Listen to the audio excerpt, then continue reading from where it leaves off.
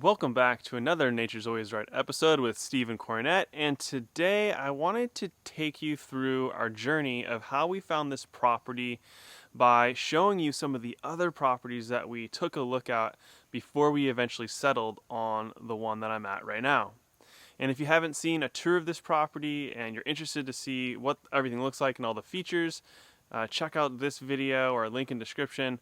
And that's where I go through all the details of this property. But I wanted to make this video to try to help other people who are either looking for a homestead or that's their dream someday. Just kind of going through my thought process, or me and my wife's thought process, and how we arrived at this place. So some of the considerations for the property that we wanted was we wanted at least 2 acres. We wanted to have a nice house. We didn't want it to be a total fixer-upper, so that would take up all of our time. We wanted, of course, some flat land so that we could do gardening as well as a possible future farm. We wanted some trees, and also if it had some outbuildings or a barn or sheds, things like that, that was also a plus for us as well, so we wouldn't have to build those things. We also wanted our own water source that we had some sort of control over, so whether that's a well, a pond, a stream, a spring, one of those. We also wanted to be about 30 minutes to an hour outside of the city if possible. And a lot of the properties that had all these different criteria were, of course, further outside the city. We did not want to be in a neighborhood whatsoever. We wanted to have privacy and just be out on our own. And all the properties I'm going to show you today, I'm not going to show you the home because, of course, I don't have the homeowner's permission, and I want to make sure that their privacy is respected. And so we'll just be showing you the land and talking about the different features that made it interesting and why we went to go view those different homes and properties. So the first property that I'll tell you about was up on a mountain, had gorgeous views, about 5 acres. Most of that was in woods behind the home, and then surrounding the home there was probably a 1/4 acre worth of land where we could have grown food or had chickens and animals and stuff like that. So it was a little on the small side, way smaller than I had wanted for sure. And also the soil was pretty bedrocky. There was not much topsoil at all, so it was not going to be a good spot for growing at all unless you go above the soil with raised beds or create some beds, bring in a lot of compost. So that was also a negative, but the house was amazing. I think it was only 2 years old, but also we really wanted a house that had a lot of privacy. And the neighbors were right next door. They were really nice. We got to meet them actually, and that's something I definitely recommend while you're house searching. If you have something that you maybe want to put an offer down, go talk to the neighbor, find out about the area, what are other neighbors like. The worst thing ever would be to have a bad neighbor. Having good neighbors is just so valuable, so if you can speak to them and get more info from them, it's a huge thing. So the next property that I'll tell you about was about 10 acres. It was about 45 minutes from any city, so it was a bit more out there, and had a huge pond, great trees around there, good privacy, banked up against a bunch of wilderness, which I liked.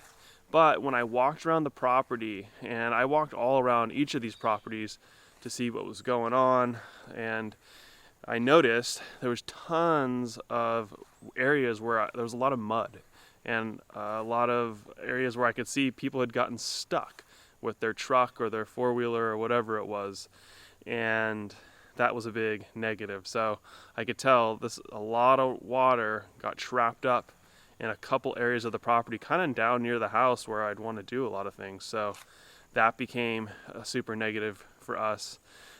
So that was a good lesson of really checking out all the different areas of the property, seeing where the problem areas may be, and if you can live with it or adjust for it, or if it's just a total no-go. So next up was a 5-acre property, and the home, it was more of a rectangle shape, and it was very dark inside of the home. My wife really wanted a home that had lots of big windows, a great room, had lots of light coming in, and that did not have that. But on that property, they did have a couple different barns. They had really cute goats, and just a lot of different little buildings, places for keeping chickens, and so they had a lot of infrastructure there, and that was really great and something I liked to see, and I was hoping to have that in our property. But the major downfall of that, besides the home, was that it was just hugely sloping. I mean, it was to the point where it was you'd always be walking like this. So I didn't like that at all. And in the back of the property, though, it had a beautiful pond. So there was a lot of features of it that I liked. But as far as doing any sort of like market garden or larger vegetable production, it's not like you could bring a tractor in there, or you could, but you wouldn't be able to do exactly what you want in there. So that one ended up being a no. And then, as we were shopping for properties, of course, this is our first home we've ever bought. We've only ever rented, and we never looked at really large properties either, right? So this was a really unique experience for us, and it took a lot of time just to kind of get used to it, because you would see pictures on the computer, right? And then you'd go to the house or the property and be like, whoa, this is way different, either for better or for worse. So, our criteria changed a little bit as we were seeing properties, because we'd see certain things about certain houses or certain properties that we liked better than others, and we said, oh, okay, well, let's try to narrow our search down to more things that look like this or has this detail. So like seeing all the sloped land and things like that, it was like, okay, well, we shouldn't even go look at these properties if we know that it's going to be way too sloped. So the next property that we came to, we really fell in love with, and we thought we might put an offer down on this one. And this property was interesting because it had a lot of slope going on, but the house was just immaculate. It was incredible, beautiful landscaping, just, amazing hardwood floors, and it just looked brand new. Like the homeowners had really taken care of the home. And that's another big tip, is take a look at how well the homeowners took care of things. Like, did they keep up on all the maintenance? Is there dirt and dust and things in certain areas where there shouldn't be, or maybe exposed wires or pipes, or just things that look out of place that they didn't stay on top of the home maintenance? Because that just has a lot of repercussions that we've learned actually with our current home that we purchased. Just our home wasn't taken as well care of as we would have liked. So there's been different issues that I've had to address. For instance, like we had power run down to our barn, but I found, unfortunately, as I was trying to clip out some things, I snipped a power wire, and a huge spark went off, and I was like, what the heck is this? And come to find out, oh, this is the wire that runs power down to the barn, and it was just totally out in the open. They had cut it with their mower before or something, and they put the wires back together with just caps and then left it. There was no waterproofing, so very dangerous. So just things like that, and we've learned a lot from going through our first home purchase, and it's nothing that's disastrous, but there's more work to our property here than we would have liked, and more than we knew going into it. But this is just part of the home buying process, especially buying properties more out in the country areas. This type of stuff is going to be more common, especially if you have buying a little bit older home. So back to the property I was discussing. Now this one, when we were visiting, it was fun. They had a donkey and goats, and they had chicken coops already there, and they were going to leave all that for the owner too. So there was just ready to go. I could get chickens, even, the huge fenced area to have some animals roam. And that was fantastic. There's a couple different tiered places where I saw that we could have gardens and things like this, but nothing where I could do something larger scale as far as growing goes. And then that's where I had an idea of, well, maybe we have a homestead property where it's just growing food for us and our animals and stuff. And then I buy just some raw piece of land that's an acre or two nearby, and then I could farm that at some point. So, my ideas and stuff kept changing. And then the thing that killed this property for us was when you walked up to the top of the hill, right above the house, maybe 100 feet up or less, giant power wires. I mean, the type of power wires that are running electricity for a city, just, huge 80-foot tall towers. And if you don't know, those emit huge amounts of EMF radiation, and we just did not feel comfortable with living near that. And talked to Curtis Stone about this because he's an expert in this, and he even EMF proofed his house. And I was like, hey man, do you think this is this a deal breaker? And he's like, absolutely, do not live near that. And so we had to walk away from that one, even though we really loved it, but it didn't have everything. And I guess that's one of the big things, is trying to compromise with a million different variables. I mean, I gave you some of the main things that we wanted in our house at the beginning of the video, and you're trying to find the most amount of those things as possible and live with what you can, or envision a way to make it better or improve or build something to have everything that you want. Okay, so then moving on to our next property. So this one also did not have a ton of land to do something large scale. It'd be a perfect homestead scale for doing animals and things like that. But if I wanted to do something larger scale agriculture, I would have had to clear a bunch of forest. There was some flat areas when I walked back into the forest area, but nothing that was already ready to go and wouldn't have taken a lot of work. But that one was cool. It had its own storm shelter, and it was a beautiful home, very nice. Not much we would have to do anything to it. It had a beautiful deck and everything like that, where you could sit and look out at the amazing view. But this was on a major road, so even like semi trucks would drive by. So as we were out on the deck, we'd hear a bunch of traffic noise, and then when we left that house and we pulled out of the driveway, it was kind of on this big curve on a single lane. It's like a single lane highway that people can go 55 miles an hour on, and it was kind of a blind corner coming out, so super dangerous. I mean, I would not feel comfortable with my wife having to leave the house, or even myself. You get some person speeding and you don't time it right, it was asking for an accident right there. So that was a huge negative, and the fact that we could hear so much traffic noise.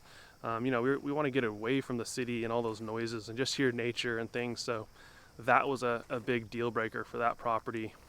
And it just didn't have the right mix of everything that we wanted. So the next property really got me dreaming about raising more animals like cattle and pigs and things like this. This one had, I think, close to 20 acres, and it was mostly pasture, forest along the edges, had many different paddocks that were all gated, and a gigantic pond. That was really neat. And 2 different large barns that had been built recently, and gave me more ideas for, could I rent out a barn to somebody who wants to run horses here, or we could do events in the barn, we could do things like that. So I kind of got my mind wandering into that sort of space. It had sort of an outdoor building that we could use as our office, and then the house was a bit smaller. It was a 2-bed, 1-bath. I needed some work, but because of how much land it was, and it was really prime land, that made the price of these properties go up quite a bit. The price range of these properties that we were looking at were anywhere from $200,000 to $400,000, somewhere in that price range, right? And we had a certain price in mind that we were trying to stick to, but we wanted to look at homes all throughout that to help give us a much better idea of what we could get out here. And as you guys know, I'm in Tennessee, but this advice that I'm giving you, it works for most of rural America. All these same tips are going to apply, and you can get land in so many states of America, from anywhere from $1,000 an acre up to $10,000, $15,000 an acre, depending how close you're getting to the city, or even less than $1,000 an acre if you're really out there. So there's a lot of great prices and things that you can find out there. And you just need to find the state that aligns best with your values and what you want for your family and all that. So that's what I'd recommend. Now, finally, about this property, the thing that one of the deal breakers for us was that surrounding this property was tons of neighbors, and they could all look into the property. They're all facing the property where we were. It was like a big square that went around, and there's homes all around it. A lot of different quarter style people will just junk everywhere, 5 broken cars in their front yard, things like that. So that was a little bit of a deal breaker right there. In addition to like thinking, man, that's a lot of pasture out there that I either need to have hay, I either need to hay it, or I need animals out there. You know, this isn't, you're not going to mow this. It seemed like a little bit too much to manage. So now that brings us to the property that we finally ended up deciding to put an offer on. So this one, the reason we ended up going with it is it had most of everything that we wanted. It had a nice house. It had enough acreage, but not too crazy. Like this front field is 4 acres, which is still really daunting to me, but so much better than the 20 acres that I was just describing. And you know, it had woods. It has very nice privacy. Options for raising animals. I can shoot guns on the property. I can, if I want to build a pond out in this front field, I could put a pond out here. It has a well. It had so many of the features that we wanted. And also another thing I'll mention that you may be going through right now, especially if you're looking right now in the end of 2020, is homes and land are flying off the market. People are flocking to get out of cities right now, which I highly recommend doing if that's something that if that's a lifestyle that you're interested in having. I just think that as we go further into the future, the cities will become more and more controlled. The food system is going to become more and more monopolized, more chemicalized, more changed into a synthetic, just horrible thing.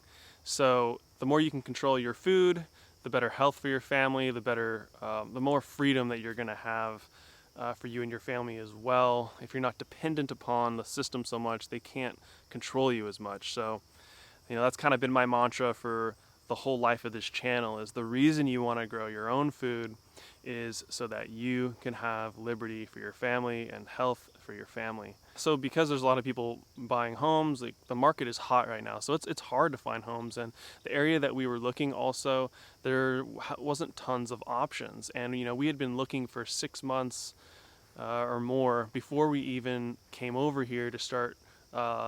We rented an apartment and we lived here for a couple months just searching, and which I recommend doing if you're able to. We both work online, so once I shut down my farm, and we were able to live here and experience a bunch of different areas. We drove all around the area that we bought, like within an hour and a half in all directions, so we got a really good lay of the land, where we thought the best properties were, although there's many fantastic areas, but then, you know, how close are you from different cities or places that you might want to go to? You know, there's so many variables and considerations to have. So if you are checking out properties or an area, just go all over the place. Just really explore it, talk to people, and get as much info as you can. So that was another thing for us, was, you know, we've been looking for so long, at least online, and you know, are we going to find something better than this? Maybe, but how long is that going to take? And this property has so many of the things that we wanted, that maybe it didn't have a thing here or there, but in general, it had almost everything we wanted. And so that's why we eventually put an offer down on it. And thanks be to God, we were able to have this place, and we just love it here. And we love every single day just sitting on our front porch, looking out at the forest, relaxing, having coffee, and it's just a really inspiring place to be. And I'm really excited to work hard over this winter, building a lot more infrastructure and garden beds and chicken coop and all that fun stuff.